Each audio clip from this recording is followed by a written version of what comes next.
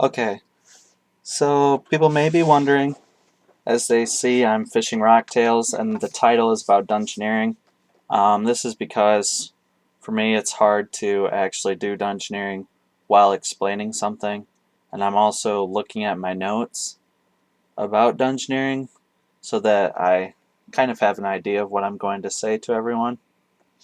So just let me get started with this. I will have two guides about dungeoneering. First of all, just explaining them. The first one will be about suicide keying, and then the next one will be about non-suicide keying, but under 40-minute dungeons. Well, preferably under 40-minute dungeons. Just depends on what kind of teams you have with you. Alright, so let's get started. With Suicide King, my number one tip is don't always play nice. If you want a suicide floor to be successful, you have to boss people around in order for them to act quickly. Alright, so that's my number one tip. It is just about always 100% positively sure that if you are bossing people around, they will move way quicker than if you're trying to be nice.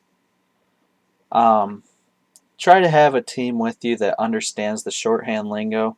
I'm going to be posting in the description my commonly used lingo. Um, it'll just that just helps out a lot if people know the shorthand lingo, so you don't have to type out everything saying what door is what, and just gets annoying. Um, have at least 100 law runes and 100 cosmic runes on you at all times. Well, not at all times, just right when you start, have it on you. Um, what you want to have on you at all times is a personal gate stone. As soon as you use one up, make a new one. Um, this will help speed up the rooms because you will just drop the personal gate stone wherever you feel is necessary for the group gate stone to go to next. Just also another thing is when you die with your personal gate stone, it will drop wherever you were, so you can quickly teleport back, make a new one, and start running from where you left off. When running through a guardian door, drop the group gate stone and say GTGD, which is group teleport guardian door.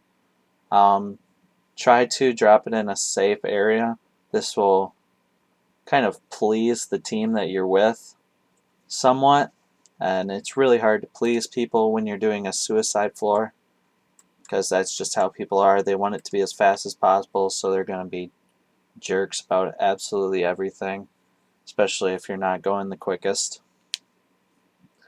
Um, have a tab open with all the potion mixes so that whenever you find a door that needs to be potted, you can just tell the team right away um, what potion needs to be made, and possibly they can see the herbs on the ground from monster drops.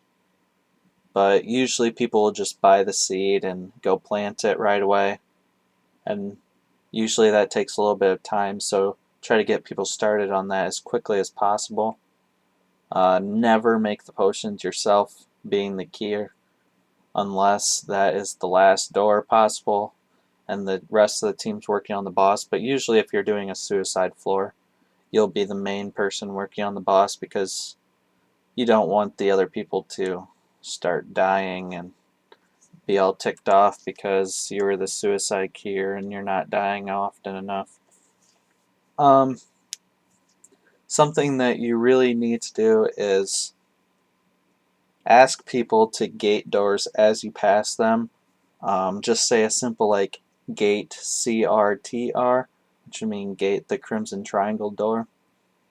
Um, Hopefully what people will do as soon as they come up to that door, they will drop a personal gate stone, and then they will inform you that they dropped a personal gate stone there. Um, Something that a lot of people worry about while they're dungeoneering is poison. Whenever you're Suicide King, don't worry about poison. It's not damaging you a whole heck of a lot, so just don't worry about it. just let yourself be poisoned, and if you die of poison, yippee, you can teleport back to where you were and just keep going. Something about guardian doors, only stay at them if that is the only door to open at the time. If you have another place you can start running to, start running there.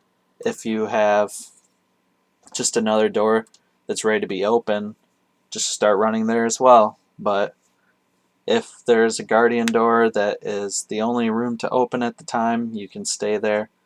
Usually 3 people are just fine to finish a guardian door. 4 people would be better, seeing that you would have a leech just sitting at base, so you won't have the 4th person to do the guardian doors when you're running around. Okay.